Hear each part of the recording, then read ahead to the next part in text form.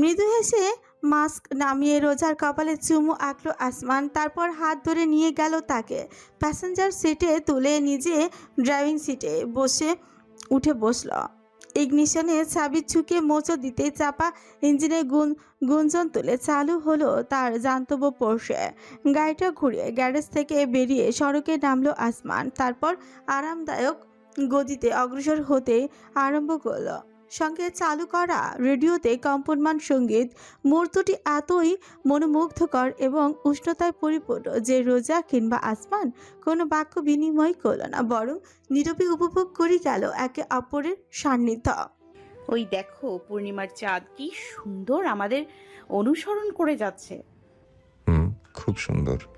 আমি ছোটবেলায় ভাবতাম চাঁদ বুঝি সত্যি আমাদের পিছু নেয়, মাঝে মাঝে দৌড়ে পালানোর চেষ্টা করতাম, কিন্তু কিছুতেই পিছু ছাড়াতে পারতাম না। সেই চেষ্টা আমিও করেছি, তবে চাঁদের সঙ্গে নয়, সূর্যের সঙ্গে। আসমান বলে কথা, তার সবকিছু একটু ভিন্ন তো হবেই। তোমাকে আজ অপূর্ব লাগছে জ্যোৎস্না, ওই পূর্ণিমার চাইতেও সুন্দর। রোজা পাশ ফিরে চেয়ে সামান্য হাসল। পছন্দ হয়েছে শাড়ি? এটা তোমারই উপহার ছিল। খুব সুন্দর আমার বস্ত্রটি। তোমার পছন্দ আছে বেশ। ব্রেসলেট পরিহিত বাম হাতে গিয়ার চেপে আসমান বিড়বিড় করল। তুমি অঙ্গে জড়িয়েছ, সুন্দর তো তাকে হতেই হতো। এই দিন দিন বাচ্চা হয়ে যাচ্ছ তুমি, কিশোরদের মতন কথাবার্তা। তাই বুঝি? রহস্য করে হাসলো আসমান, তারপর বাম হাতের মুঠোয় রোজার একটি হাত পাকড়াও করে সামনে তাকালো। আধ ঘন্টা যাবৎ উভয়ের মাঝে কোনো কথোপকথন হলো না। বিস্তর পড়শে তখন শহরের নির্জনতম প্রান্তে পৌঁছেছে।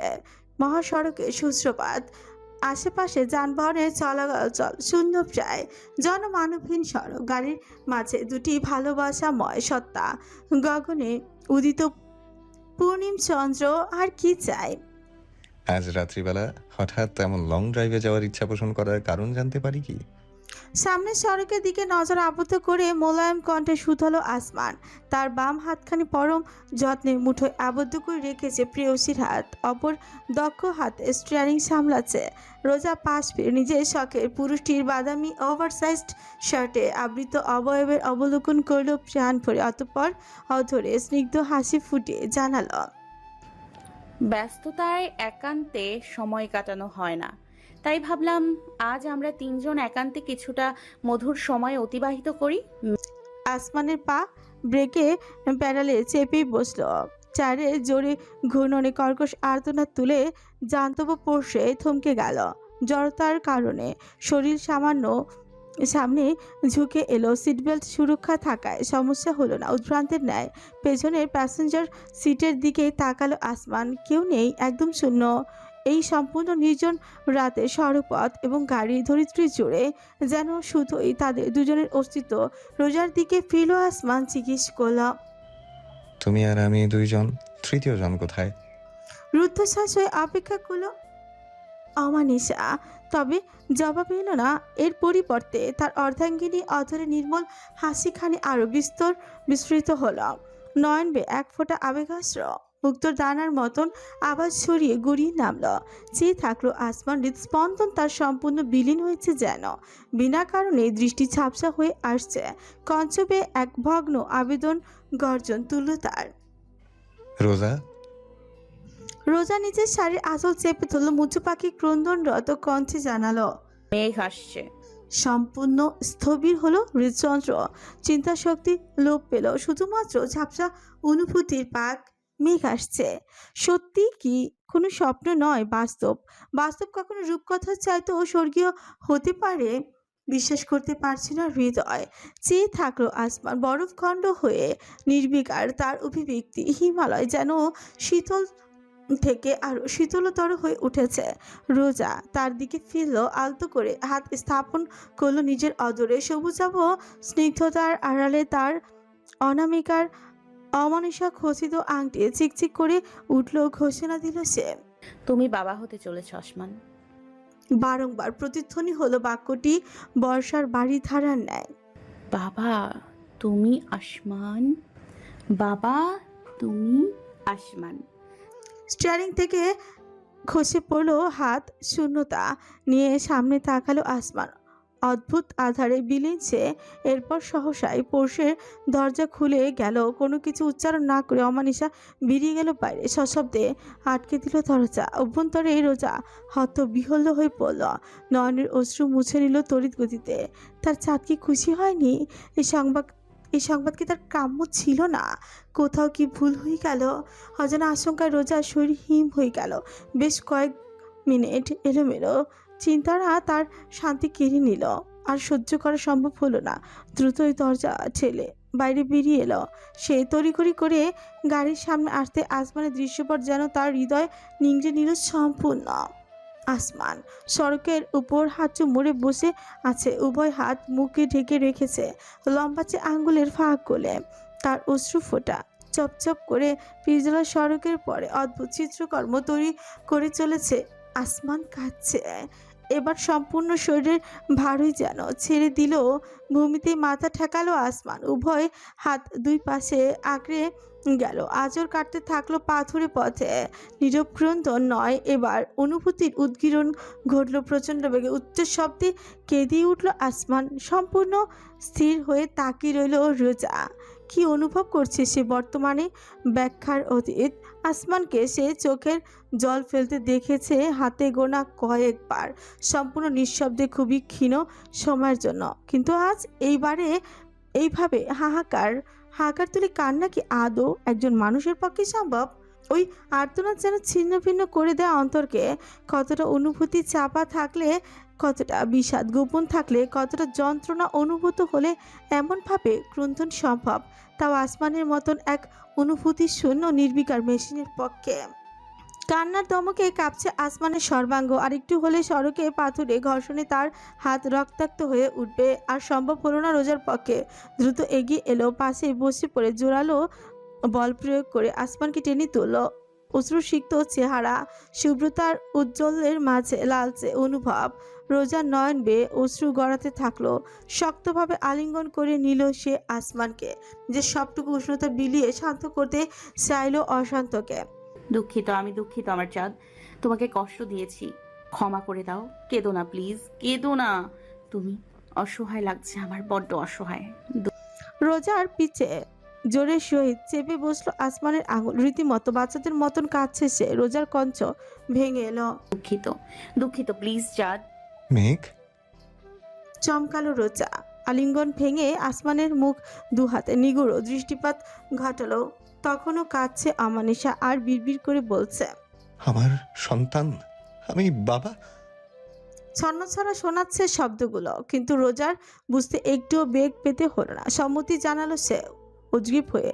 বলল, হ্যাঁ তুমি বাবা, আমার সন্তানের জন্মদাতা পিতা। চাঁদ জ্যোৎস্নার সন্তান। হ্যাঁ, তোমার আমার সন্তান, আমাদের ভালোবাসার চিহ্ন। অমানিসার সিক্ত দৃষ্টি রোজার অবয়বে উদরে এসে থমকালো। ঝুঁকলো সে রোজার কোলে মাথা রেখে, তার উদরে কপাল ছেঁকালো। নিজের কান্না বহু কষ্টে দমন করলো রোজা। আসমানের মাথায় হাত বুলিয়ে দিল। অমানিসা উদরে অজস্রী পিপিড় করল। বলো এই মিথ্যে নয়, আমি স্বপ্ন দেখছি না। মিথ্যে নয়, সত্যি, তুমি স্বপ্ন দেখছো না চাঁদ। ও আমাকে বাবা, ড্যাডি কিংবা পাপ্পা বলে রাখবে, তাই না? ডাকবে তো? হ্যাঁ ডাকবে। আর তোমাকে মা, আম্মু, মাম্মাম বলবে। হুম। একটি ঝোঁক গেল আসমান। প্রশ্বাস টেনে জিজ্ঞেস করল। চলচলে নয়ন থেকে অশ্রু বিসর্জন ঘটল আসমানের। রোজার কোমর জড়িয়ে ধরে সন্নিকটে টেনে নিল। মুখ গুজল উদরে, শ্রিয়মান কণ্ঠে বিড়বিড় করল, ওকে তাড়াতাড়ি আসতে বলো, ধ্বংস করুক ও আমার অপেক্ষাকে। আসবে আসমান, আমাদের ভালোবাসার চিহ্ন খুব শীঘ্রই তোমার কোলে আসবে। আসমানের কণ্ঠস্বর প্রায় ভেঙে এলো। রোজার উদরে স্নেহ পুলিয়ে কান্না জড়ানো কঞ্চে বিড়বিড় করল, আমার অভিশপ্ত ভাগ্যকে এভাবে লাঞ্ছিত করলে তুমি। আবির্ভূত হও, আগমনের বার্তায় পিতার ভাগ্যের কুচক্রকে রুখেছ তুমি। হংস আমার, তোমার অস্তিত্বের আভায় দূরীভূত হোক সকল অশুভ। পদার্পণ করো আমার কোলে, অপেক্ষমান আমি অনন্তকাল ধরে। অংশ আসমানের পিঠের চিবুক ঠেকালো রোজা আবেগের গাঢ়তে থরথর কম্পমান সর্বাঙ্গ তার। এ কেমন সুখ, এত আনন্দ, এত অনুভূতি, এত ভালোবাসা, সব কিছুই আজ ক্রন্দন হয়ে ঝরে পড়ছে ফোঁটায় ফোঁটায়। দুই অস্তিত্বের অমোঘ মিলনের ফলাফলের সাক্ষী হলো আজ স্বয়ং পূর্ণিমা। মেঘতীরে যখন রোজা আসমান ফিরল তখন রাত 1টার ঘরে পেরিয়েছে। উভয় প্রবেশ করলো নিঃশব্দে। আসমানের চোখ ফুলে রয়েছে সামান্য, তার চশমার অন্তরালে আচ্ছাদনের প্রচেষ্টায় আছে সে। অপরদিকে রোজা ধীর পায়ে হেঁটে এলো। খবরটা অবশ্যই সর্বপ্রথম আসমানকে জানিয়েছে। নিজে নিশ্চিত হয়েছে মাত্র গতকাল। বাড়ির সবাইকে বললে কেমন প্রতিক্রিয়া করবে তারা। নিহাতকে দেখা গেল এই রাতে সোফার বসে টিভিতে মশগুল, হাতে একটা চিপসের প্যাকেট, গোগ্রাসে গিলছে, কারণ ছাড়াই যেন কেউ হাতিয়ে নেবে তা। অপরদিকেই বেলাল রেমান ডাইনিং টেবিলে বসে একটি বইয়ের দিকে তাকিয়ে আছেন। আসমান এক নজর রোজার দিকে তাকালো, নীরব দৃষ্টি বিনিময় করে এগিয়ে গেল বিলালের উদ্দেশ্যে। বাবা, আমার তোমাকে কিছু বলার। ড্যাড, অতর্কিতে চারুলতার চিৎকার সকলকে চমকে দিল। সিঁড়ির গোড়ার আড়াল থেকে হন হন করে হেঁটে এলো সে। দ্বিগল কেশ রাশি কাঁধের দুপাশে দোল খাচ্ছে উত্তেজনার তোড়ে।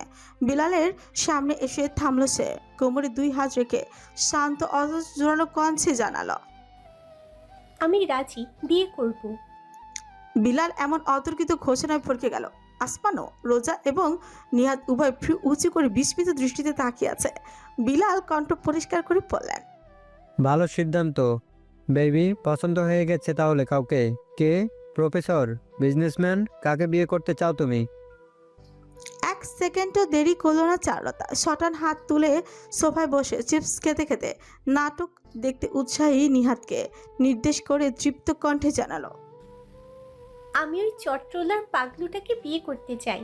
নিহাতের গলা চিপস আটকে গেল। কাশতে আরম্ভ করলো সে। গ্রীবাদেশ চেপে ধরে অপরদিকে বাকি সকলে তার দিকে হতভম্ব হয়ে তাকিয়ে রইল। পিনপতন নীরবতা। ঘড়ির কাঁটা বয়ে চলার মৃদু টিকটিক আওয়াজ তাতে ব্যাঘাত ঘটাচ্ছে প্রতিটি সেকেন্ড জুড়ে। মেঘতির উদ্ভাসিত হয়েছে এক অনন্য দৃশ্যপটে, যেখানে সকলে আপন চিন্তা এতটাই স্তব্ধ যে স্থান, কাল এবং সময়ের জ্ঞান লোপ পেয়েছে তাদের মস্তিষ্ক থেকে। সোফায় বসে আছে নিহাত, তার ঠিক বিপরীত প্রান্তে মুখোমুখি অবস্থান বিলাল এবং আসমানের। পুরুষত্রয়ের মাঝে নিদারুণ চিন্তার গভীরতা স্পষ্ট। রোজা সিঁড়ির ধাপের উপর বসে নিবিড় পর্যবেক্ষণ চালাচ্ছে তাদের উপর। অপরদিকে এত সুগভীর পরিস্থিতির কারিগর ফুরফুরে মেজাজে কিচেনে শীষ বাঁচিয়ে বাঁচিয়ে কফি তৈরি করছে পরিবারের জন্য। তার চেহারা এমন এক প্রশান্তি এবং প্রফুল্লতা, যেন জীবনযুদ্ধে জয় সুনিশ্চিত হয়েছে তার। নীরবতা ক্রমশ দীর্ঘ থেকে সুদীর্ঘ হয়ে চলেছে। নিজের মাঝে বেলাল এবং আসমানের তীব্র নিরীক্ষণ দৃষ্টি অনুভব করতে করতে নিহাতের সর্বাঙ্গ জুড়ে কম্পন সৃষ্টি হচ্ছে। নিয়ন্ত্রিত তাপমাত্রার মাঝেও কপাল এবং গ্রীবা জুড়ে ঘামের ফোঁটা জমতে আরম্ভ করেছে। হানমনে তর্জনী ঢুকিয়ে পরিধানের ফতুয়ার কলার থেকে 2টো বোতাম উন্মুক্ত করলো নিহাত। তাতেও লাভ হচ্ছে না। হাত কাঁপছে, আর সহ্য করা সম্ভব হলো না। কর্কশ কণ্ঠে বান্দা বলেই উঠল, এত ওভার পজিটিভ বাপ ভাই হলে চলে? নিহাত আরও কিছু বলতে যাচ্ছিল, কিন্তু আসমানের তীক্ষ্ণ দৃষ্টির প্রভাবে থতমত খেয়ে গেল। মুখে কুলুপ এঁচে দিল। বিলাল বুকের উপর দুবাহু ভাঁজ করে জিজ্ঞেস করলেন, কি করো তুমি? কণ্ঠ পরিষ্কার করলো নিহাত। আতঙ্ক কমাতে 2 হাতের তালু ঘষতে ঘষতে জবাব দিল, আমার একটা bike riding and training company আছে। Business margin. খুট করে নিহাতের সহ্য সীমার অদৃশ্যমান দড়িখানি ছিঁড়ে গেল। সঙ্গে সঙ্গে তেতে উঠে বলে বসল, আরে কাকু, আমি 3 মাস ধরে অসুস্থ, দেউলিয়া হয়ে গেছে নাকি কোম্পানি তার ঠিক নেই, আর আপনি আমাকে বিজনেস মার্চেন্ট জিজ্ঞাসা করছেন? আর তুমি আহসান ভাই, তুমি কেন এমনভাবে দেখছো আমাকে, যেন আমি তোমার বোনকে ভাগিয়ে নিয়ে বিয়ে করে সোজা বাচ্চা সমেত ফেরত এসেছি? এই গোটা রেমান গোষ্ঠীর মাথায় ডিস্টার্ব। সিঁড়ির উপর থেকে বসে থাকা রোজা বিনোদন পেয়ে হেসেই ফেলল। নিহাত তাতে তার দিকে চকিতে তাকিয়ে বলল, তুমি আবার ভ্যাক ভ্যাক করে হাসছো কেন? তুমিও এই রোমান গোষ্ঠীরই লোক, দালাল কোথাকার। তোমার মাথায়ও গুরুতর সমস্যা আছে, তাই আসমান ভাইয়ের মতন মানুষের সাথে ফেসেছো। আর সব থেকে বড় রেমান পাগলা হচ্ছে ওই শাকচুন্নির খড়ের পেতনি।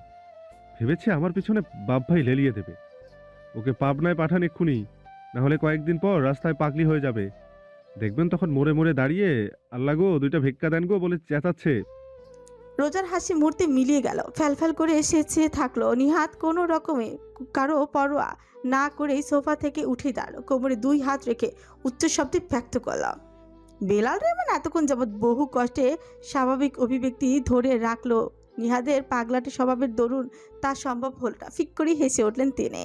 তাতে নিহাত মাথায় হাত দিয়ে হাহাকার করে বলল, আরে দরবেশ কাকু, আপনি হাসছেন কেন?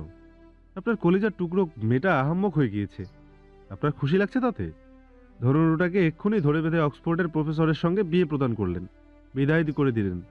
এ বাড়িতে একটু শান্তি ফিরুক। কিচেন থেকে নিহাদের কথা শুনে ভেঙচি কাটলো চারুলতা। তারপর কণ্ঠস্বর উঁচু করে চেঁচিয়ে উঠল, আমি এই চিন্তা ছাড়ার কারোর জন্য কবুল বলবো না ড্যাড। রং লেগেছে মনে? রং? তোমার ওই রঙে ছাই ফেলে দেবো ডাইনি কোথাকার। সিনিয়র হয়ে জুনিয়র বিয়ে করতে চাও? লজ্জা করে না তোমার? আমি নির্লজ্জ। এতদিনে একটা সত্য কথা বলেছ। তুমি গর্ধবদের মহারানী। আমেরিকান পিৎজার বক্সে do not it the box সতর্কবাণী তোমার মতন মানুষদের জন্যই উদ্ভাবন করা হয়েছিল, যারা পিৎজা না খেয়ে কাগজের বক্সে লোভ দেয়। মাথার মধ্যে এত বড় গন্ডগোল না থাকলে কেউ অক্সফোর্ডের প্রফেসর বাদ দিয়ে আজাইরা দিকে নজর দেয়? নিহাদ, অতর্কিত শান্ত কণ্ঠটি নিহাতকে থমকাতে বাধ্য করল। সম্পূর্ণ উত্তেজিত পরিস্থিতি প্রশান্ত করতে একটি শব্দই যথেষ্ট ছিল। ঝোঁক গিরে ফিরে তাকালো নিহাত। মুখোমুখি হলো আসমানের। ফরমাল প্যান্টের পকেটে 2 হাত ভরে নিহাদের নিকটে সরে দাঁড়ালো আসমান। একজন কিচেনে চারুলতার পানে দৃষ্টি এক নজর ফেলে পরবর্তীতে শুধল, বারবার অক্সফোর্ডের প্রসঙ্গের সঙ্গে তুলনা করে কি বোঝাতে চাইছো? তুমি তার তুলনায় নগণ্য কেউ? Are you really underestimating yourself? নিশ্চুপ নিহাত। আসমানের সঙ্গে দৃষ্টি মেলানোর সাধ্য তার নেই। মেঝের দিকে তাকিয়ে রয়েছে সে। চারুলতা যথেষ্ট বুদ্ধিমতী মেয়ে। ওর নিজের জ্ঞান বুদ্ধি রয়েছে। নিজের সিদ্ধান্ত গ্রহণে ও স্বাধীন এবং স্বয়ংসম্পূর্ণ। তোমার অধিকার নেই ওর সিদ্ধান্তকে হেয় প্রতিপন্ন করার। এমন শিক্ষা আমি তোমাকে কোনোদিনও দেইনি নিহাদ। আসমান ভাই, মুখ খুললেও আর কিচ্ছু বলা সম্ভবপর হলো না নিহাদের পক্ষে। উভয় হাত তার মুষ্টিবদ্ধ হলো শক্তভাবে। বেলাল রেহমান হাঁটুর উপর পা তুলে বসে সোফায় হেলান দিলেন। অতঃপর বললেন, আমার সন্তানদের কোনো কালেই কোনো ব্যাপারে বাধা দেয়নি আমি, এবং অবশ্যই একবারের জন্য দেব না। কারণ আমার ওদের উপর অগাধ বিশ্বাস রয়েছে। ওরা যা করে জেনে বুঝে নিজের ভালোর জন্যই করে। তার মাঝেও যদি কোনো প্রকার বিবেচনার অভাব থেকে থাকে তবে আমি ওদের সতর্ক করি। কিন্তু এক্ষেত্রে যদি আমার চারুলতা মনে করে সে তোমার সঙ্গে জীবন ভালো থাকতে পারবে তবে আমার তাতে কোনো আপত্তি নেই। হতবিহ্বল হয়ে নিহাত বিলালের দিকে তাকালো, কিন্তু তিনি মুচকি হেসে জানালেন, তোমাকে বিজনেস মার্জিন জিজ্ঞাসা করার কারণ তুমি যেন নিজ প্রতিষ্ঠানে স্বয়ংসম্পন্ন হও। রেমান পরিবারের জামাই হতে গেলে অর্থ, সম্পত্তি এবং সামাজিক প্রতিষ্ঠা লাগবে এমন কথাবার্তা আমি বলবো না কোনোদিন। এর কোনো মানে হয় না। ভালোবাসা কিংবা ভালো থাকা কখনোই এইসবের ভিত্তিতে নির্বাচিত হয় না। তবুও বলবো, নিজের মহিমার প্রতিষ্ঠিত হয়ে যেন এই পরিবারের ছায়া তোমাকে আচ্ছাদিত না করে। রেমান পরিবারের জামাই হিসেবে নয়, লোক যেন তোমাকে নিহাদ হিসেবেই চেনে। আবেগের তাড়না অনুভব করলো নিহাত। প্রচণ্ড চলচলে হয়ে উঠল নয়ন। তবুও শক্ত হৃদয়ে তার নিবারণ করলো আসমান। তার কাঁধে হাত রাখলো। ভরসা স্বরূপ বিলাল নিজের বক্তব্য সমাপ্ত করলেন। পরিশেষে এইটুকু বলবো, জীবন তোমাদের এবং সিদ্ধান্তও তোমাদের। একসঙ্গে ঘর বাঁধবে তোমরা দুজন। প্রাপ্তবয়স্ক হয়েছে, নিজেদের চাহিদা এবং ভালোমন্দ অবশ্যই বুঝবে। সময় নাও, নিজেদের অনুভূতি উপলব্ধি করো, তারপর আমাকে জানিও। আমি সব সময় থাকবো তোমাদের পাশে, যে কোনো সিদ্ধান্তে। Take your time. নিজেকে অন্যের তুলনায় অযোগ্য ভেবো না। তোমার তুলনা তুমি। চারু বলেছে বলে হ্যাঁ মত দিতে হবে এমন কোনো কথা নেই। আবার নিজেকে তুচ্ছ ভেবে দূরে সরে যেতে হবে তারও প্রয়োজন নেই। Find your wants. কি চাও তুমি? হোয়াট এভার ইট ইজ, তোমার আসমান ভাইকে সবসময় পাশে পাবে। আর সম্ভবপর হলো না। নিজেকে আসমানের আলিঙ্গনের মাঝে বিসর্জন দিতে বাধ্য হলো নিহাত। তাকে সযত্নে আগলে নিয়ে পিঠে সান্ত্বনার হাত বুলিয়ে দিল আসমান। দৃশ্যটি সকলে প্রাণ ভরে অবলোকন করলো। কিচেন থেকে তক্ষুনি বেরো চারুলতা, হাতে ট্রে, তাতে 5 মগ উষ্ণ বাষ্প ওটা কফি। ভ্রুতে কুঞ্চিত করে সুদর্শনা বলল, হ্যাঁ হ্যাঁ, দাও দাও, তোমরা সবাই ওকে ভরসা দাও। আমি তো বাণীর জলে ভেসে এসেছি, তাই না? এমন ভাব করছে যেন আমি ওর কাছ থেকে একটা কিডনি চেয়েছি। হ্যাঁ হ্যাঁ, একদম না। তুমি তো আমার আদরের baby, and I am proud of you যে তুমি নিজের ইচ্ছা পোষণ পিছপা হওনি। বিলাল বলতেই সামান্য লজ্জাবোধ কণ্ঠ পরিষ্কার করল চারুলতা। তারপর টি টেবিলে রেখে এক মগ কফি তুলে রোজার উদ্দেশ্যে এগোলো। ঠিক তখনই আসমানের কণ্ঠ ধ্বনিত হলো। ওকে কফি দিস না। সামান্য ভুরকে চারুলতা জিজ্ঞেস করলো, কেন? কফি স্বাস্থ্যকর নয়। স্বাস্থ্যকর নয়? সকলে দ্বিধান্বিত দৃষ্টিতে একে অপরের দিকে তাকালো। তারপর হঠাৎ করে চারুর দৃষ্টি জুড়ে এক উত্তেজনার ছিলিক খেলে গেল। বহু কষ্টে তা দমন করে পড়ল। Do you mean? নতুন অতিথি আসছে? প্রশ্নটি সম্পূর্ণ করল নিহাত। প্রত্যেকে অত্যন্ত উদ্গ্রীব হয়ে তাকালো একবার আসমান তো অতঃপর রোজার উদ্দেশ্যে। আসমান সোফায় বসে থাকা বিলালের দিকে এগোলো। তার সামনে হাঁটু মেরে বসে বিড়বিড় করলো, অভিশাপ আমার নিঃশেষ হয়েছে বাবা। অবশেষে আমি এই ডাকটা শোনার সৌভাগ্য লাভ করব। স্তব্ধ হয়ে চেয়ে থাকলেন বিলাল। দীর্ঘক্ষণ তার চশমায় আবৃত নয়নজোড়া টলচলে অনুভূতির রেখা স্পষ্ট হলো। ফ্রেমটি এক ঝটকে খুললেন তিনি। সামনে ঝুঁকলেন, কিঞ্চিত অবিশ্বাস নিয়ে সুত হলেন। সত্যি? সত্যি বাবা। এক ফোঁটা অশ্রু বিলালের কপল বেয়ে গড়িয়ে নামলো একেবারে চিবুক পর্যন্ত। সজোরে টেনে যক্ষের ধনকে বুকে আগলে নিয়ে তিনি অস্ফুট স্বরে বিড়বিড় করলেন। আলহামদুলিল্লাহ। তাকে পাল্টা জড়িয়ে ধরল অমানিসা। এতক্ষণ যাবৎ অন্তরের মাঝে দাও দাও প্রজ্বলিত তাড়নার অগ্নি যেন প্রশান্ত হয়েছে পিতার আশ্রয়স্থলে। বিলাল একটি বাহু ছড়িয়ে ইশারা করলেন রোজাকে। বহু কষ্টে নিজেকে নিবারণ করে রাখা রোজার পক্ষে সম্ভবপর হলো না আর। সিঁড়ি থেকে নেমে দ্রুত ছুটে এলো পিতার বক্ষে আশ্রয় নিল। উভয়কে শক্তভাবে নিজের প্রিয়গাঢ় উষ্ণ আলিঙ্গনে আগলে নিয়ে বিলাল আবেগী কম্পিত কণ্ঠে জানালেন, ধন্যবাদ, অসংখ্য ধন্যবাদ তোমাদের। তোমরা আমাকে এতটা সুখ দিয়েছো আজ, যা ভাষার প্রকাশ করা সম্ভব নয়। আমার পরিবারটা পরিপূর্ণ করে দিয়েছো তোমরা আজ। আর কিছু উচ্চারণ সম্ভব হলো না। সকলের নয়ন অশ্রুসিক্ত কঞ্চ অনুভূতির আগ্রাসনে স্তব্ধ। আনমনে চারুলতা সোফার দিকে সরে এসে বসে থাকা নিহাদের কাঁধে হাত রাখল। সামনে দৃশ্যপটে চেয়ে মৃদু কণ্ঠে জিজ্ঞেস করল, দৃশ্যটা সুন্দর, তাই না? তার হাতের উপর নিজের হাত স্থাপন করে নিহাত ফিসফিসে স্বরে উত্তর দিল। খুব সুন্দর। সুউচ্চ ভবনের অ্যাপার্টমেন্টটি চারিপাশ থেকে কাচের দেয়ালে ঘেরা, যার অভ্যন্তর থেকে বাইরের নগরের দৃশ্য স্পষ্ট পরিলক্ষিত হয়। রং বেরঙের বাতি চলাচল আজ যেন সম্পূর্ণ নগরকে ছেয়েছে এক উন্মাদনায়। রাত্রি নৈশব্দ যত গাঢ় হচ্ছে, তার সঙ্গে পাল্লা দিয়ে বৃদ্ধি পাচ্ছে অভিসারের প্রগাঢ়তা।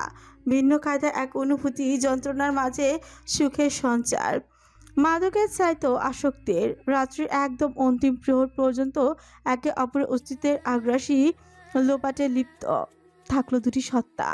তারপর আরামকে দাঁড়ায় পরিশ্রান্ত এবং তৃপ্ত শরীর এলিয়ে নগরের দৃশ্য অবলোকন করতে করতে সিগারেট প্রজ্বলিত করল রমণী। কোলের উপর রাখা পছন্দের ধূসর পৃথিবী আচ্ছাদন, চেঞ্জিং ক্যামেলিয়া, নিগুর ও কালো মলাটের টকটকে লাল অক্ষরে লেখা টাইটেল যেন এক নিষিদ্ধ বাসনার পূর্ণতার ঘোষণা দেয়। তাতে আঙ্গুল বুলিয়ে রমণী আপন মনে রোমন্তে দুনিয়ায় হারালো। ঠিক কবে থেকে এমন ধারণা আসক্ত হয়েছে সে স্মরণে নেই। শুধুমাত্র স্মরণে রয়েছে তার শরীর জুড়ে এলোমেলো বয়ে চলা পুরুষালী হাতের প্রবাহ। কত বয়স ছিল তার তখন? 9 কিংবা 10, হয়তো বা কিংবা তার চাইতেও কম। পিতা ছেলে সন্তানে অত্যাধিক আগ্রহী ছিলেন। যদিও কনিষ্ঠতম হওয়ার আদরে কমতি ছিল না তার নিজের, তবুও বড় চাচাকে অধিক ভালোবাসত সে। প্রায়শই তার সাথে থাকা, খাওয়া, খেলা, পড়াশোনা সবই হতো। সেই সুযোগে বড় চাচা গ্রহণ করেছেন বেশ ভালোভাবেই।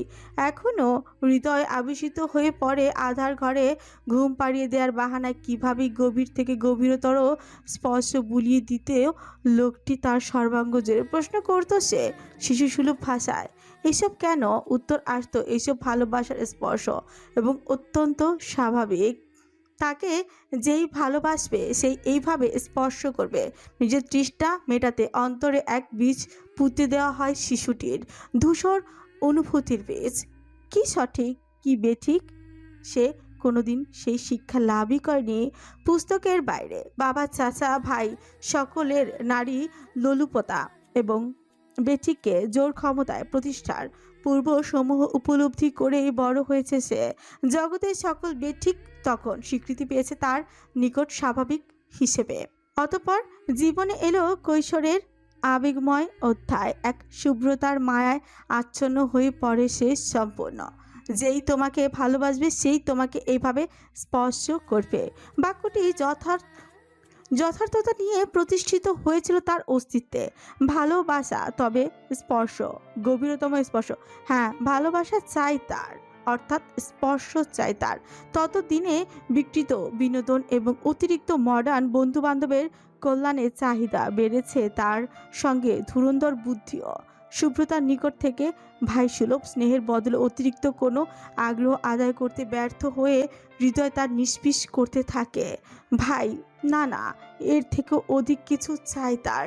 ভাই তো ভালোবাসতে পারে না, পারলে স্পর্শ কেন করে না? তবে শুভ্রতা তাকে ভালোবাসে না, তাকে চায় না। এই চিন্তাধারা দিনের পর দিন তার নিদ্রা কেড়ে নিয়ে আসক্ত হয়ে পড়ে অন্তর সম্পূর্ণ ওই শুভ্রতার স্পর্শের চাহিদায়। একটিবার, অন্তত একটিবার হলেও তাকে নিজের মতন করে পাওয়া যায়, ঠিক যেমনটা দেখা যায় নীলচে দুনিয়ার পর্দায় কিংবা ধূসর পৃষ্ঠার জগতে। অতঃপর প্রচেষ্টার কোনো কমতি রাখেনি সে ভালোবাসা আদায়। বিভিন্ন পুস্তক থেকে ধারণা নিয়ে তাতে নিজের ক্ষুরধার মস্তিষ্কের বুদ্ধি মিশিয়ে এক একটি পরিকল্পনা বাস্তবায়ন করে সে জিন থেকে শিল্পতার ব্যবহৃত জিনিসপত্র চুরি করে নিজের কাছে সংগ্রহ থেকে আরম্ভ করে অদৃশ্যমান পর্যবেক্ষণ পর্যন্ত কখন কার সাথে কতটুকু কথা বলছে, কতটুকু অভিব্যক্তি তার চেহারায় ছড়িয়েছে, ট্রেনিংয়ের সময় কত অ্যাঙ্গেলে ঘুরপাক খেয়েছে, পুশ আপের সময় বাহুর মাংসপেশি কতটুকু প্রসারিত হয়েছে, সব কিছু। সুব্রত আদতে তার সৎ ভাই হয় বিষয়টা সে জেনেছিল এক প্রকার নাটকীয়ভাবে। মূলত সুব্রতার সম্পর্কে পুঙ্খানুপুঙ্খ তথ্য সংগ্রহ করতে গিয়েই তা আবিষ্কার করা। আর কেউ জানতো না, পরিবারের পিতা ব্যতীত সেই সম্পর্কে নিশ্চিত ছিল। নিজেও কোনোদিন মুখ ফুটে কাউকে কিছুই জানায়নি। বিন্দুমাত্র আগ্রহ কমেনি তার শুভ্রতার, বরং পাল্লা দিয়ে বেড়েছে। কারণ ঠিক কি বেঠিক কি এর সীমা রেখার শিক্ষা কোনোদিনও তার অন্তরে স্থাপিত হয়নি। ক্ষমতার জোরে সবকিছু আদায় করা সম্ভব, এ ছিল নিয়তি তার। কেন পিছু হাঁটবে সে? শুভ্রতাকে চাই তার নিজের করে, যেভাবেই হোক। বছরের পর বছর সেই আবেগ অনুভূতি আজ পর্যন্ত বিন্দুমাত্র লোপ পায়নি, বরং হৃদয়ের তৃষ্ণা বৃদ্ধি পেয়েছে বহুগুণে। পরিস্থিতি যত জটিল হয়েছে তত আনন্দিত হয়েছে চিত্ত মোকাবেলায়। বদল ঘটেছে রূপ, যৌবন, সৌন্দর্য, অভিজ্ঞতা, কিন্তু শুভ্রতাকে নিজের করে পাওয়ার অভিলাষ তার আজও রয়ে গিয়েছে অতৃপ্ত এক বাসনা হয়ে। স্পর্শ চাই তার। শুভ্রতা আপন ইচ্ছায় তাকে ছুঁয়ে দিক, এমন এক অমোঘ স্বপ্নের বীজ রোপণ করা হয়েছে তার মাঝে বহুকাল আগে। রাফা, পৌরশালী জর্ণ কণ্ঠস্বরটি রাফাকে আপন দুনিয়ার আসক্তি থেকে বাস্তবে প্রশান্তিতে টেনে আনলো। মাথা ঘুরিয়ে তাকালো কায়সার কন্যা বিছানায় আছোয়া অবস্থায় আবিষ্কার করলো স্বামীকে। রাশিয়ান বান্দা চেয়ে আছে তার দিকে এক প্রকার ঘোর লাগানো দৃষ্টিতে। উন্মুক্ত বক্ষ জুড়ে তার আগ্রাসী চিহ্নের ছড়াছড়ি, হাতের কবজিতে ঝুলছে ধাতব হ্যান্ডকাফ। দৃশ্যটি বরাবরই আনন্দদায়ক রাফার জন্য, কিন্তু ঠিক তৃপ্তিদায়ক নয়। আজও ব্যতিক্রম ঘটল না তার। আরাম কেদারায় ছেড়ে সযত্নে পুস্তকটি টেবিলে রেখে দ্বিমিত্রির দিকে এগুলো রাফা। বিছানায় বসে অধর থেকে সিগারেটটা সরিয়ে ইতিমধ্যে জর্জরিত স্বামীর অধরখানি দখলে নিল সে। আদরের প্রকাশ নয়, বরং যন্ত্রণার আধিক্য। এই স্পর্শে তাতে বিলীন হলো দেমেশ্রে। রাফার স্বল্প বাসনা কোমর জুড়ে জড়িয়ে গেল তার শক্তিশালী হাত, ধারলো নখের আঁচড় কাটল বারংবার। নিজেকে ছাড়িয়ে ভারী নিঃশ্বাস ফেলে হাসলো রাফা মাদকীয় কণ্ঠে শুধালো, আমার জন্য কি করতে পারবে তুমি Dimi? Whatever you want my queen, just say the word. তির্যক হাসি বিস্মৃত হলো রাফার, আরো একবার অধরে অধর ছুঁয়ে জানালো। যদি বলি অপর এক রমণীকে স্পর্শ করো, করবে কি? এক মুহূর্তের জন্য থামলো জেমেশ্রী। রাফার দৃপ্ত অশুভ দৃষ্টি মাঝে জিজ্ঞেস করল। What do you mean? Rafa তার কপালে উচ্চ ছুঁয়ে উঠল। বেডসাইড টেবিল থেকে ইলেকট্রনিক সিগারেট তুলে নিয়ে ঠোঁটে পড়ল। দীর্ঘ কয়েক টানা গ্রহণ করলো। কাচের দেয়ালে সামনে এসে দাঁড়ালো। দিগন্ত ভরে রেখা স্নিগ্ধ আভা তার লাস্যময় অবয়বের প্রতিটি খাঁচে খাঁচে প্রতিফলিত হয়ে চলেছে। স্বর্গীয় অপসরে নরকের মহারানীর ন্যায় প্রদর্শিত হচ্ছে তাকে। দিমিশ্রী বিছানা ছেড়ে উঠতে বাধ্য হলো। মেঝে থেকে নাইট গ্রাউন্ড তুলে গায়ে জড়াতে জড়াতে রাশিয়ান চানে আবারও জিজ্ঞেস করলাম। কাকুয়ে তুয়ায়ু জ্বালানিয়া, তোমার ইচ্ছা কি? তেজক হাসলো রাফা কায়সার। দীর্ঘ সুকটনের ধোয়াটে বায়ু গুমট প্রকৃতি ধারণ করলো। প্রতিধ্বনি হলো এক অমোঘ ঘোষণা। ওই চন্দ্রকে গ্রাস করা আমার শ্রেষ্ঠতম অভিলাষ। ধূসরিত দৃষ্টি তার আবদ্ধ রইল দূর দিগন্তে, যেখানে চাঁদের আবছা অভাব এখনো স্পষ্ট। ক্রমশ উদিত হতে থাকা দিবাকরের তেজস্বী রশ্মিতে ধীরে ধীরে বিলীন হচ্ছে চন্দ্রের অস্তিত্ব। বড়ই মনোমুগ্ধকর দৃশ্য। পেরিয়েছে একটি সপ্তাহ। এই কয়েকটি দিন রোজার জন্য অতিবাহিত হয়েছে অভূতপূর্বভাবে। জীবনে প্রথমবার মা হতে যাওয়ার প্রচণ্ড অনুভূতির সঙ্গে বাড়ির প্রত্যেকটা মানুষের উৎসাহী এবং সতর্কতা সম্পূর্ণ আচরণ যেন মিলেমিশে একাকার। রোজার মনে হচ্ছে সে হঠাৎ করেই প্রাপ্তবয়স্ক থেকে একদম বাচ্চাটি হয়ে গিয়েছে, যাকে ঘিরে সকলের হম্বিতম্বি। আসমান তাতে অগ্রগণ্য অবশ্যই। এমন একটি দিন যায়নি যাতে সে রোজার জন্য কিচ্ছু করে। প্রায় সকালেই গা গুলিয়ে ঘুম থেকে ভেঙে উঠে গেলে আসমানও উঠে পড়ে তার সঙ্গে। খাওয়ার রুচি ধীরে ধীরে কমে আসছে। যখনই তাই খেতে ইচ্ছে হোক না কেন, কোনো মাঝরাত কিংবা ভর দুপুর, আসমান থাকে তার পছন্দের খাবার বানিয়ে দেয়। কোম্পানির কাজগুলো বর্তমানে সে বেশিরভাগ বাড়ির অফিসে সম্পূর্ণ করার চেষ্টা করে, যেন রোজাকে সময় দেওয়া সম্ভব হয়। অপরদিকে চারুলতা, বিলাল, এমনকি নিহাত পর্যন্ত যে যেভাবে সুযোগ পাচ্ছে, যতটুকু পারছে রোজার আশেপাশেই থাকছে সর্বদা। তার যত্ন আতিতে বিন্দুমাত্র ত্রুটি নেই। এত এত ভালোবাসায় রোজা আপ্লুত। ইদানিং তার আবেগও বৃদ্ধি পেয়েছে ভীষণভাবে, যা নিয়ন্ত্রণে খানিক বেগ পোহাতে হয়। আজ শুক্রবার, সাপ্তাহিক ছুটির দিন। এই মুহূর্তে হল ঘরের সোফায় বসে আছে রোজা। সামনে টি টেবিলে তার এক বাটি ফল সাজানো, আঙুর, আপেল, কমলা লেবু। বিপরীত প্রান্তে বসে চারুলতার শপিং বোর্ডে আপেল স্লাইস করে করে রাখছে। শুকুটি করলো সে রোজাকে। কি হলো, খাচ্ছ না কেন? ডক্টর কি বলেছে ভুলে গেছো? ঘুমিয়ে ওঠে রোজা। বিশ্বাস করো, একদম জায়গা নেই পেটে। একটু আগে আসমান জোর করে স্যুপ খাইয়েছে। ইস, অতটুকু বাটি স্যুপ তো নিহাতের পেটের এক কোণায় পড়ে থাকে। সিঁড়িতে বসে ফিট ম্যাসাজ করতে থাকা নিহাত ঘটমট দৃষ্টিতে তাকালো নিজের সম্বোধন শুনে। এসবের মাঝে আমাকে টানছো কেন? আমি কি প্রেগনেন্ট নাকি? একটু বেশি খাই বলে এমন অপমান? আমার বলার উদ্দেশ্য হলো রোজা, অল্প অল্প করে বারবার খেতে হবে। কিছুটা খাও, বাকিটুকু পরে দেব না হয়। নাক কুচকে খানিক অনিচ্ছা সত্ত্বেও রোজা আপেলের টুকরো তুলে নিয়ে মুখে পড়ল। সিঁড়ির উপর থেকে নেমে এলো আসমান। নিহাতকে পাশ কাটিয়ে মেঝেতে দাঁড়িয়ে এসে খানিকটা স্ট্রেচিং করল। গত ঘন্টা 3 যাবৎ একটানা সে অফিস রুমে প্রজেক্টের কাজ এবং জরুরি একটি অনলাইন মিটিং সেরেছে। স্ট্রেচিং সেরে দৃশ্যপট পর্যবেক্ষণ করে ধীর পায়ে এগিয়ে গেল সে।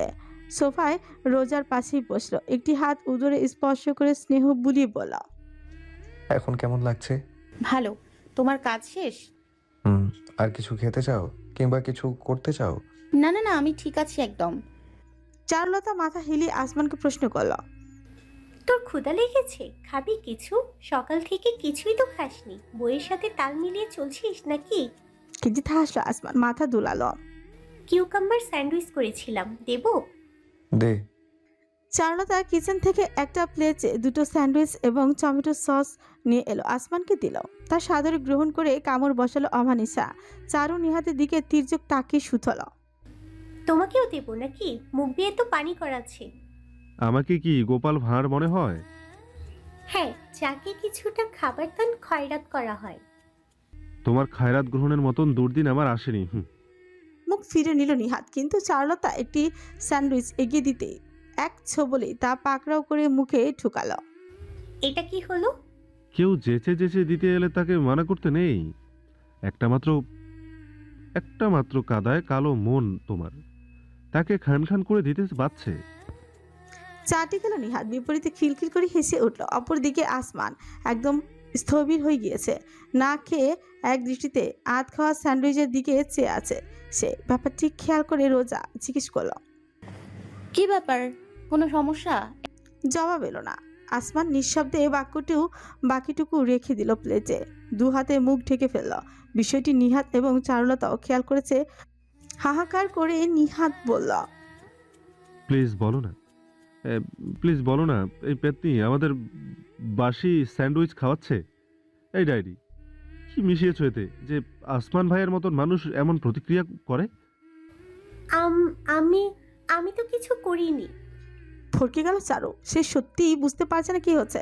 রোজা উদ্বিগ্ন হয়ে আসমানের কাঁধ স্পর্শ করলো। এই আসমান, কি হয়েছে তোমার? এবারও কোনো জবাব এলো না। খানিকটা ঘেমে গিয়েছে আসমান, তার শরীর স্ত্রীয়মনভাবে কাঁপছে। চেহারা থেকে হাত সরলে মুষ্টিবদ্ধ করলো তা।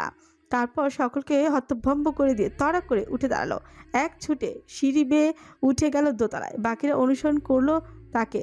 সবার সামনে চারু, তারপর রোজা এবং সবশেষে নিহাত। কক্ষে আসতেই বাথরুমের দরজা খোলা পাওয়া গেল। উক্কি দিতে দেখা গেল স্নিকে দুই হাত ঠেকিয়ে দাঁড়িয়ে ঝুঁকে আছে আসমান। চেহারা তার কুচকে আছে যন্ত্রণায়। সরো। মেয়েদের পেছনে ঠেলে দিয়ে নিহাত প্রবেশ করলো। আসমানকে ধরল পেছন থেকে। চারুলতা দেয়ালে ঠেস দিয়ে দাঁড়িয়ে অবিশ্বাস্য কঞ্চে বলল, আমার স্যান্ডউইচ এতটাই বাজে হয়েছে যে ভাই এইভাবে বমি করছে। মাই হোল লাইফ ওয়াজ এ লাই। ধুর, স্যান্ডউইচ সমস্যা নয়, মেহাদও খেয়েছে, ও তো ঠিকই আছে। রোজা বিচলিত কণ্ঠে জানালো। নিহাত আসমানের পিছে হাত বুলিয়ে দিতে বলল, আরে তুমিও বউয়ের মতন প্রেগনেন্ট হয়ে গেলে নাকি আসমান ভাই? এই গুরুতর মুহূর্তে নিহাতের বাক্যটি এতটাই অপ্রত্যাশিত ছিল যে হেসে ফেল চারু এবং রোজা। পরবর্তীতেই জোরপূর্বক নিজেদের নিয়ন্ত্রণ করলো। কি করছে কি তারা? আসমানের দিকে মনোযোগ দেওয়া উচিত, কিন্তু কি হলো ছেলেটার হঠাৎ করে? আমার নিষ্পাপ বাচ্চাটা কি দোষ করেছিল? ওকে কেন মারলি? কোনো জবাব নেই। প্রশ্নটি শুধুমাত্র বেগবান হয়ে ঘুরে বেড়াচ্ছে, গোত্তা খাচ্ছে অমানবিকতার দেয়ালে। গহ্বর অতল গহ্বরে তলিয়ে যাচ্ছে অন্তর, ছটফট করছে সর্বাঙ্গ। সামান্যতম তৃপ্তি নেই, কোথাও নেই। হাত বাড়িয়ে অদৃশ্যমান আশাকে স্পর্শ করতে চাইল আসমান, কিন্তু কোথাও অস্তিত্ব নেই কোনো কিছুর। এক ঝাঁক শূন্যতা, না পাওয়ার বেদনা, অপূর্ণতার মহাকাব্য। নিঃশ্বাস রুদ্ধ হয়ে আসছে। সম্ভব হচ্ছে না নিজেকে রক্ষা করা এই প্রগাঢ় লাঞ্ছনার সম্মুখে। মেঘ, আমার মেঘ, একটি দৃশ্য ঝাপসা হয়ে ভেসে উঠল নয়ন পথে। মেঘ, মামুনি আমার। পুতুল যেন, বিন্দুমাত্র নড়চড় নেই। ঝাঁকির সঙ্গে ছোট ছোট হাত দুখানা দুলছে এদিক সেদিক। মাথাটা বাঁকা হয়ে ঝুলছে নিচের দিকে। অসহায় হয়ে চেয়ে আছে আসমান। এক আসমান অপর এক আসমানকে প্রত্যক্ষ করছে অসহায়তে চূড়ান্ত সীমান্তে। কিছু করার নেই, ছোঁয়া সম্ভব নয় ওই অসাধ্যকে। কিছু পরিবর্তন আনা যায় না। চিনচিন করে উঠল বুকের ভেতরটা। নিজেকে অপেক্ষিত মনে হচ্ছে, চিরকালের ন্যায় হারিয়ে যাচ্ছে। হাহাকার করে উঠল পৃথ্বী হৃদয়। না মেঘ, যেও না মেঘ। আসমান, এই আসমান। ঝাঁকি অনুভব করতে আসমান ধরফর করে বিছানায় উঠে বসলো। সমস্ত শরীর তার ঘেমে উঠেছে। স্পন্দন হার মানিয়েছে তেজস্বী হর্ষকেও। সর্বাঙ্গ কাঁপছে, কিঞ্চিত অনুভূতি তার নয়, উদ্ভ্রান্ত নয়। চারিপাশে তাকালো মানিসা। বিছানায় তার পাশেই বসে থাকা উদ্বিগ্ন রোজাকে নজরে এলো। কি ব্যাপার, দুঃস্বপ্ন দেখছিলে? উত্তর করল না আসমান, বরং দুবাহুতে বাড়িয়ে রোজাকে শক্তভাবে নিজের আলিঙ্গনে বেঁধে ফেলল। কাঁধে মাথা গুজিয়ে নিচেকে প্রশান্ত করতে চাইলেও বিহবল অর্ধাঙ্গিনী তার পিঠে হাত বুলিয়ে দিল। পাল্টা নিজ উষ্ণতা বিলিয়ে যেন স্থির করতে চাইল তার অশান্ত সত্তাকে। দীর্ঘক্ষণ ওই অবস্থায় থাকলো দুজন। আসমানের হৃদয় শান্ত হয়েছে অনুভব করে রোজা। শান্তর পরে প্রশ্ন করল, মেঘের কথা মনে পড়েছে বুঝি? জবাব হিসেবে রোজাকে দ্বিগুণ শক্তিতে নিজের আলিঙ্গনে হাঁকড়ে ফেলো আসমান। তাতে সামান্য চাপ অনুভূত হলো। রোজা স্থির থাকলো, যতটা সম্ভব নিজের উপস্থিতির প্রেরণায় প্রিয়তমকে একটুখানি হলেও শান্তি প্রদান করতে চাইল। আসমানের মনের অবস্থা সে বেশ ভালোভাবে বুঝতে পারছে। আবারও পিতা হচ্ছে তার চাঁদ। পিতা হওয়ার অনুভূতি যে কোনো পুরুষের নিকট সর্বদাই বিশেষ কিছু, কিন্তু আসমানের ক্ষেত্রে তা একটু অধিক অর্থবহ। কারণটা তার দুর্বিষহ অতীত। সবকিছু হারিয়ে নিঃস্ব হয়েছে সে, যার বিরহে নিজের সবকিছু উৎসর্গ করেছে। আজ নতুন করে তেমন এক অস্তিত্বের আগমনের তার চিত্ত বিশেষ প্রভাব ফেলারই কথা। রোজার ভিত্তিতে সত্যি প্রমাণিত করে আসমানের ভগ্ন কণ্ঠস্বর ধ্বনিত হলো। আমি কি আমার অংশকে রক্ষা করতে পারবো জ্যোৎস্না? প্রশ্নটি এতটাই ভারী অর্থবহ যে তা বহনের দুঃসাধ্য। রোজার করে উঠতে পারছে না। বুকের ভেতরটা হু হু করে উঠল তার। বলি বসল, কেন আসমান? সেদিন কেন ওদের অরক্ষিত রেখে চলে গিয়েছিলে? কেন চলে আসবে বলেও আর ফিরে যাওনি? থমকালো আসমান। সহসাই রোজাকে ছেড়ে দিল। হাতের ভরে পিছিয়ে গিয়ে দূরে সরে বসল। দৃষ্টি ফিরিয়ে তাকিয়ে রইল দেয়ালের দিকে। থমকালো আসমান। সহসাই রোজাকে ছেড়ে দিল। হাতের ভরে পিছিয়ে গিয়ে দূরে সরে বসল। দৃষ্টি ফিরিয়ে তাকিয়ে রইল দেয়ালের বাইরের দিকে। উন্মুক্ত গগন জুড়ে কালচে ধূসর মেঘ ভেসে বেড়াচ্ছে। প্রতিফলিত হচ্ছে সেই দৃশ্য কাছে। রোজা নাছোড়বান্দার মতন জিজ্ঞেস করল, কি ব্যাপার? জবাব দিচ্ছ না কেন? এতই যখন ব্যর্থতার গ্লানি, তখন কেন প্রস্তুতি নাওনি? আফসোস করে কি প্রমাণ করতে চাও? আসমানের উভয় হাত ক্রমশ মুষ্টিবদ্ধ হয়ে এলো এতটা শক্তভাবে যে আঙুলের খাঁচে খাঁচে শুভ্রতা তার লালচে আভায় রূপান্তরিত হলো। তবুও থামলো না রোজা। আজ যদি সে পিছিয়ে যায় তবে তার চাঁদের ভীতি কোনোদিনও দূরীভূত হবে না। নিকটে সরল সে বলল, জবাব দাও আসমান। আর কতদিন অতীতের জাতা কলে নিষ্পেষিত হবে? প্রতি রাতে এইভাবে দুঃস্বপ্ন দেখে জেগে উঠবে, হতাশায় নিমজ্জিত হবে, অনুভূতির দোলাচলে ভুগবে। যদি এতই যন্ত্রণা পাওয়ার ছিল তবে কেন সেদিন তুমি একটুখানি দ্রুত সেখানে পৌঁছালে না? কারণ ওদের বিশ্বাস করেছিলাম। অমানুষের শক্তিশালী বজ্র কণ্ঠস্বর প্রতিধ্বনি হলো দেয়ালে দেয়ালে। অর্ধাঙ্গিনীর মুখোমুখি সে আক্রোশ এবং অনুশোচনায় প্রকম্পিত হয়ে চলছে সর্বাঙ্গ। তার সুকুঞ্চন ধারণ করেছে তীব্র পুষ্ট অধৈর্যরা, কিশলয়ের মতন কাঁপছে। জন্মদাতাকে বিশ্বাস করেছিলাম, ভাইকে বিশ্বাস করেছিলাম, বোনকে বিশ্বাস করেছিলাম। ভেবেছিলাম আর যাই হোক তার রক্ত আমি এত বড় বেইমানি করবে না। চেয়ে থাকলো রোজা এক দৃষ্টে। আসমানকে নিজের অভ্যন্তরের সবটা উগরে দিতে সুযোগ দিলাম। বিশ্বাস এতটা ঠুনকো হবে কে জানতো? যা মনোমালিন্য ছিল আমার সঙ্গে, কাজ ছেড়েছি আমি, কিন্তু আমার স্ত্রী সন্তান তাদের মুখ একটিবার দেখতে চেয়েছিল। যতই হোক জন্ম দিয়েছে, জীবনদান করেছে, একটিবার বিশ্বাস করে তার মূল্য পরিশোধ করতে চেয়েছিলাম। এই বিশ্বাসের মাসুল আমার সুখের সংসার ধ্বংস দিয়ে গুনতে হয়েছে। আসমানের নিঃশ্বাস প্রশ্বাস ভারী হয়ে উঠেছে। হাঁটু আঁকড়ে ধরে মাথা একটি হাত ঠেকালো সে। নিজেকে দমাতে চাইল, চিৎকার করতে চাইছে না আর। রোজার সময় দিল তাকে। নিঃশব্দে বসে থাকলো ওই একই ভঙ্গিতে। দীর্ঘ কয়েক মুহূর্ত বাদে আসমান তার দিকে তাকালো। একটি ঢোক গিলে বললাম, তুমি একটু অবাক হওনি? সবটা জানো তাই না? সম্মতিসূচক মাথা দোলালো রোজা। আসমান একটি দীর্ঘশ্বাস ফেলতেই বললাম, তোমার স্বীকারোক্তির অপেক্ষা করছিলাম। আজ সেটি আদায় করে ছেড়েছ। কষ্ট পেয়েছো? দুঃখিত। উত্তরে দরজায় যেন আবারও তালা পড়ল। কোনো জবাব নেই। রোজা একটি হাত বাড়িয়ে আলতোভাবে আসমানের বাহু ছুঁয়ে দিলাম। যা হয়েছে তাতে তোমার ব্যর্থতা কতটুকু, কিংবা বিশ্বাসঘাতকের অপরাধ কতটুকু তা হিসেব করব না, বিচারও করব না, লাভ নেই কোনো। আবার এটাও বলবো না যে অতীত ভুলে যাও, সেটা কোনোদিন সম্ভব নয়, তাও জানি। ভাবছো তবে কি করবে তুমি? আসমানের দৃষ্টি মিলতে চাইল রোজা, কিন্তু খুঁজে পাওয়া সম্ভব হলো না। মুখ ঘুরিয়ে রেখেছে চাঁদ, যেন অভিমান করেছে। তাই রোজা কিঞ্চিত হেসে বলা, আফসোস এবং আতঙ্ক কোনো কিছুর সমাধান হতে পারে না। তোমার অংশকে রক্ষা করতে পারবে কি? এমন দুশ্চিন্তায় ভুগছো, লজ্জা করে না তোমার? এবার আসমানের মনোযোগ আকর্ষিত হলো। সামান্য মাথা হিলিয়ে আলগোছে চাইল সে রোজার দিকে। লুকায়িত দৃষ্টি স্পষ্ট অনুভব করলো অর্ধাঙ্গিনী তার। দৃপ্ত কণ্ঠে ব্যক্ত করল, কে তুমি? দ্য কিলিং মেশিন আসমান, কে তুমি? পরাশক্তিধর অমানিসা, যার হুকুমে পরা বাস্তব করজোরে নমিত হয়। কে তুমি? রেমান গ্রুপ অব ইন্ডাস্ট্রিজের কর্ণধর, রাজনৈতিক এবং ব্যবসায়িক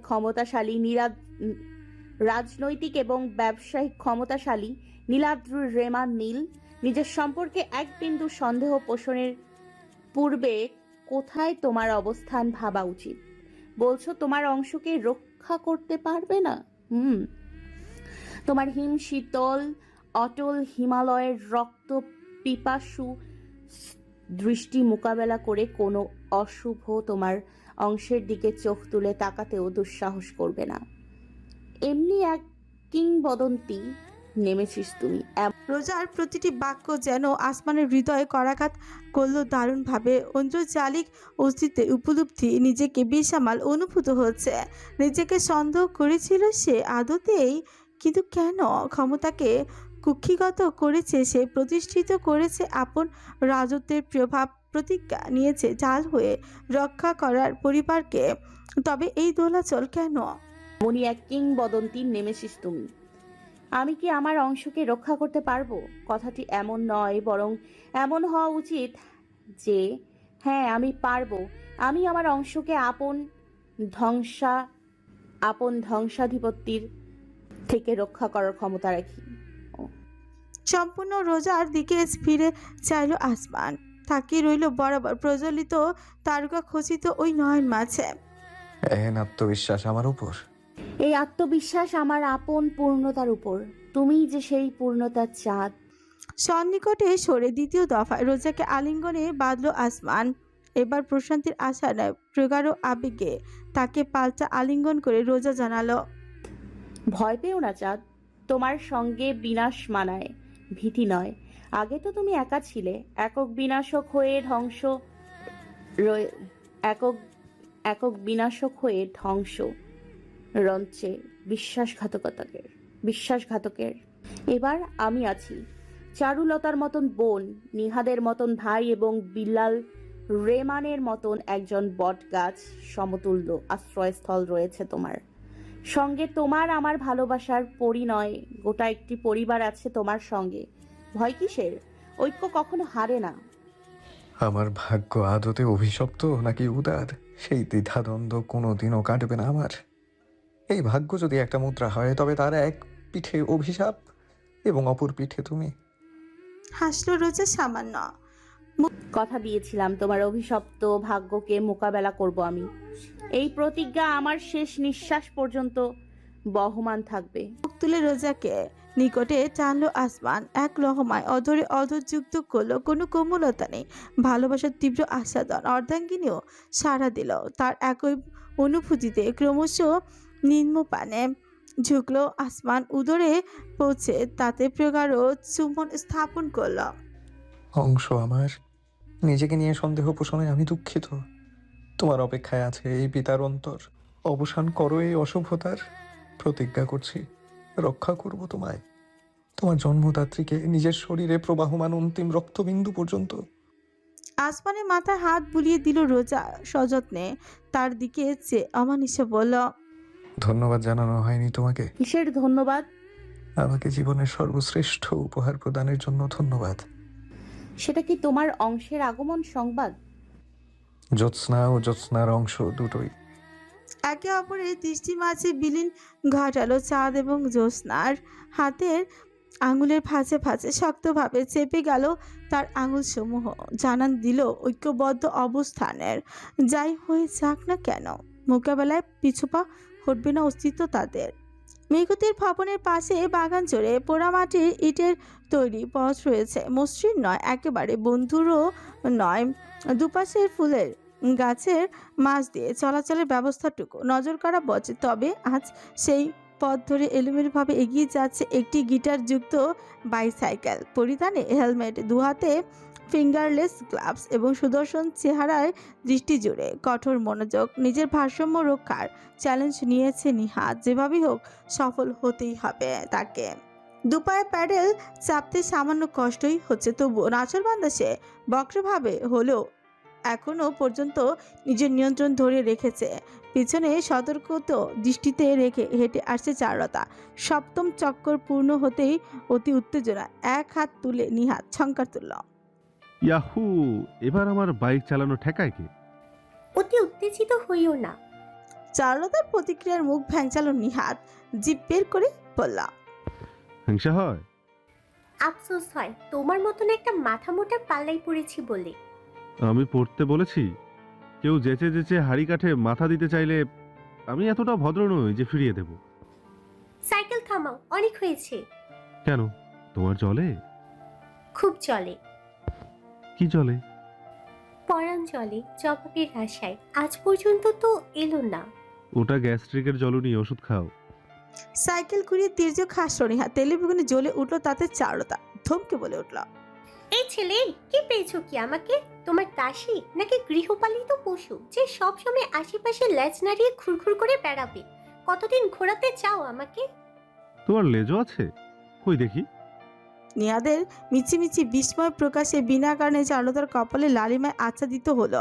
পাল্টা প্রতিবাদ করতে চাইলেও করলো না। দুহাত মুষ্টিবদ্ধ করে উচ্চ করে হনহনিয়ে চলে যেতে যেতে বলল, দাঁত থাকতে দাঁতের মর্যাদা কেউ বুঝতে পারে না। ইস, শখ কত! আমার চেহারা দেখছো? হলিউডের ক্লিয়ান মার্ফি, লিওনার্দো ডিক্যাপ্রিও বেটা আগে জন্মের ভাগ্য করে টাইটানিকে সুযোগ পেয়েছে, না হলে রোজের বিপরীতে আমি থাকতাম। আর তুমি 2 দিনের বৈরাগী মেয়ে মানুষ, পাবনার পাগলি পামেলা হয়ে লম্বা লম্বা ডায়লগ ঝাড়ো। ইস, কিলিয়ান মার্ফি, ধপ দেওয়ার জায়গা পাও না। চট্টলার চাপাবাস চাকলাদার। উত্তেজনায় গতি বৃদ্ধি করতে গিয়েও যেন ফাঁদে পড়ল নিহাত। কি বললে তুমি? এই, খাল কেটে কুমির না আসলে নিজ দায়িত্বে কুমির ভর্তি খালে ঝাঁপ দেওয়ার স্বভাবের অধিকারী নিহাত এক লহমায় ভারসাম্য হারালো। বাঁচাও পেতনি! নিহাত! ছুটে এলো চারুলতা। বাইসাইকেল এঁকে বেঁকে খেই হারিয়ে ছুটেছে ঝোপের দিকে। শক্ত হাতে পেছনের অংশ চারু আঁকড়েই ধরলো, শেষ রক্ষা করতেই পারল না। সাইকেল সমেত আছড়ে পড়ল নিহাত। একেবারে ঝোপঝাড়ের মধ্যেই বেচারা চারুলতার পায়েও গোতা খেয়ে মুখ থুবড়েই পড়ল নিল। তবে অন্তিম মুহূর্ত শক্তিশালী একজোড়া বাহু জড়িয়ে গেল তার চারিপাশে। সজোরে টানে পাথর সম কঠিন বক্ষ মাঝে লুটিয়ে পড়ল সে। সাইকেলটি পতিত হলো ঠিক পাশে। অতঃপর পিনপতন নীরবতা, শুধুমাত্র ভারী শ্বাস প্রশ্বাসের ক্রিয়া অনুভূত হলো। বেশ কিছু মুহূর্তের জন্য কিছু বোধগম্য হলো না চারুলতার। নিজেকে নিয়ন্ত্রণ করে দ্রুতই মাথা তুলে তাকালো সে। তারপরে একদম স্থবির হয়ে পড়ল। ঠিক নিচেই রয়েছে নিহাত। তাকে বুকের মাঝে টেনে নিয়েছিল অন্তিম লগ্নে। তাতে খুব বেশি ব্যথা লাগেনি চারুর, কিন্তু নিহাত নিজে, তার চেহারা দেখে মনে হচ্ছে কোন রকম যন্ত্রণা পেয়েছে। চ্যাপ চ্যাপ করে তাকিয়ে আছে চারুলতা নয়ন মাঝে। এতটা সন্নিকট থেকে এই প্রথম নিহাদের কপল এবং কানে লালিমা প্রস্ফুটিত হতে লক্ষ্য করল চারু। দৃষ্টি এবং অভিব্যক্তি উভয় জুড়ে বিব্রত বোধ স্পষ্ট সুদর্শনের। নিহাত লজ্জা পাচ্ছে, অবিশ্বাস্য। চারুলতার ইচ্ছে হলো না মুহূর্তটি অবসান করার, কিন্তু অন্তর অদ্ভুত দোলাচলে আন্দোলিত হয়ে চলেছে। যদি দূরে না সরে যায় তবে কি হবে তা আন্দাজ করাও করছেন। তুমি ঠিক আছো? তৎক্ষণাৎ সম্বিত ফিরে পেয়ে এতক্ষণ যাবৎ বেহায়ের মতন চারুলতার দিকে তাকিয়ে থাকা নিহাত মাথা ঘুরিয়ে ফেলল। পাশে তাকিয়ে জানালো, ঠিক আছি। নিজেও মরবে, সাথে আমাকেও মারবে, চিন্তা চাকলাদার কোথাকার। অত্যন্ত দ্রুত উঠে পড়ে গেল চারুলতা, কিন্তু তার দীঘল কেশরাজি গুচ্ছ নিহাদের বুকে সংযুক্ত ট্রেনিং বেল্টের খাঁজে আটকে গিয়েছে। তা লক্ষ্য করে হাত এগোতেই পরাজিত হতে হলো তাকে। এর পূর্বেই নিহাদের আঙুল পাকড়াও করেছে সে গুচ্ছকে। সযত্নে ছাড়িয়ে আনলো কেশসমূহ সুদর্শন। তারপর সম্পূর্ণ অপ্রত্যাশিত একটি কাণ্ডই ঘটালো। নিজের অধরে ছুঁয়ে দিল তা সরাসরি স্পর্শ নয়, তবুও এই পরোক্ষ আবেদনে শিউরে উঠল চারুলতা। নিহাদের দৃষ্টি আবদ্ধ তার চেহারায়, গাঁথুনিতে যেন কোনো ভাস্কর্য। অতি মুগ্ধতা অবলোকন করছে সে, এক নিখুঁত ভাস্কর্যের সৃষ্টি সৌন্দর্য। তুমি সুন্দর চারুলতা, খুব সুন্দর। অস্ফুটে স্বরে প্রশংসাটুকু ভেসে এলো। স্পন্দনে থমকে পড়ল রমণী। কেমন হাসপাস করে উঠল অন্তর। এ কেমন অনুভূতি? কারো সামান্য একটি কথা কিভাবে এতটা প্রভাবিত হতে পারে, সে কেমন এক ভীতি অনুভব হলো। তৎক্ষণাৎ উঠে পড়ল চারুলতা। নিহাদের থেকে নিজের কেশ ছাড়িয়ে শক্তভাবে খোপা বাঁধল। খোলা চুলে সৌন্দর্য হটিয়ে দ্রুতই প্রস্থান করতে চাইল, কিন্তু সম্ভবপর হলো না। তার কবজি শক্তভাবে আঁকড়ে ধরল নিহাদ। উদ্বিগ্ন কণ্ঠে জিজ্ঞেস করল, চারুলতা, হাত ছাড়ো আমার। কোন অধিকারী ধরেছ এই হাত? অধিকার? শুরুটা তুমি করেছো, আমি নই। তখন সেই অধিকার হরণ হয়নি? সামান্য ক্রোধ প্রকাশ করল নিহাদ। তাতে এক ঝটকা নিজের হাত ছাড়িয়ে চারু তার দৃষ্টি মোকাবেলা করল। জবাব না দাও, অন্তত আশা দিও না। পূর্বের কথার রেশ ধরে নিহাদ কিছু বলতে যাচ্ছিল, কিন্তু চারুলতার কথা শুনে স্তব্ধ হয়ে পড়ল। চলচলে আবহ ফুটেছে রমণীর তৃপ্ত টানা নয়ন জোরে। বুকের বাম পাশে হাত চাপলো সে, আঁকড়ে ধরে জানালো, এই হৃদয় কত শত সহস্র টুকরো খণ্ডিত বিখণ্ডিত, সেই সম্পর্কে তোমার বিন্দুমাত্র ধারণা নেই। আর একটিমাত্র খণ্ড আমার অস্তিত্বের অবসান। যদি এই ভগ্ন সত্তাকে নাই চাও, তবে তবে তাই জেনে বাঁচবো আমি। তবুও এই নিষ্পাপতায় ঘেরা দৃষ্টি এবং নিগুড় ছোঁয়ায় আমায় অসান্বিত করো না। আশার ভঙ্গুরতা বড়ই অসহনীয়। উল্টো ঘুরল চারু। হাঁটু উঁচু করে উঠে দাঁড়াতে চাইল। ঠিক তখনই ভেসে এলো এক ভাবগাম্ভীর্যপূর্ণ কণ্ঠস্বর। জবাব চাও তুমি? পিছনে ফিরে তাকালো রমণী। সর্বদা শিশুসুলভ উচ্ছলতায় ঘেরা দুরন্ত বাউঞ্জলের সত্তাটিকে বর্তমানে প্রদর্শিত হচ্ছে স্থির প্রশান্ত সমুদ্রের ন্যায়। অভিব্যক্তি জুড়ে দৃঢ়তা, ভঙ্গিমায় আত্মবিশ্বাস, ডান হাতটি উত্তোলন করে তাকে এক টানে চারুলতা সদ্য করা খোপাটি খুলল নিহাত। কাঁধ ভাসিয়ে একেবারে কোমর পর্যন্ত ছড়িয়ে পড়ল মসৃণ কেশ প্রবাহ। ভাঁজে ভাঁজে তার লুকায়িত খয়েরি আভা সম্মোহিতের ন্যায়। সেই কেশের মাঝে আঙুল চালিয়ে কোমর পর্যন্ত নেমে নিহাত পিপির করল। এই আমার অধিকার। বিহ্বল চারুলতার কপাল ছেকল, তার বামে হাতখানি যুক্ত করল। আর এই তোমার জবাব। দ্বিতীয়তন্ত বিলীন হলো, অথরের মিলন ঘটল। প্রগাঢ় আবেশে ছেয়ে গেল সম্পূর্ণ জগৎ, যেন রমণীর নয়নে চলচলে হয়ে আবদ্ধ আবেগখানি অশ্রুফোঁটা হয়ে কপল বেয়ে গড়িয়ে নামলো। অতঃপর দৃষ্টি বুঝে এলো অনুভূতির অনুভবে। নিহাদের অধরে ক্রমাগত স্পর্শে কম্পিত হলো সর্বাঙ্গ। আঁকড়ে গেল আঙুলসমূহ প্রিয়র কাজ জুড়ে। ফিঙ্গারলেস গ্লাভস পরিহিত বলিষ্ঠ হাত দুটো পিছবে নেমে এলো কোমরে। স্পর্শ বোলালো, যেন অধিকার ফলিয়ে দেখালো নিচের। দীর্ঘ এক গভীর মুহূর্ত বাদে চারুলতাকে মুক্ত করলো নিহাত। অজান্তে কপালে কপাল ঠেকালো দুজনের। প্রশ্বাস গ্রহণ করলো বুক ভরে। তাকালো দৃষ্টি মাঝে নয়ন পাপড়ি মেলি সুদর্শনা। তাকাতে নিহাদের উষ্ঠ জুড়ে তেজক হাসির উদ্ভব ঘটল। বৃদ্ধা আঙ্গুলি তার স্থাপিত হলো চারুলতার শুদ্ধ আস্বাদিত অঝর পল্লবে।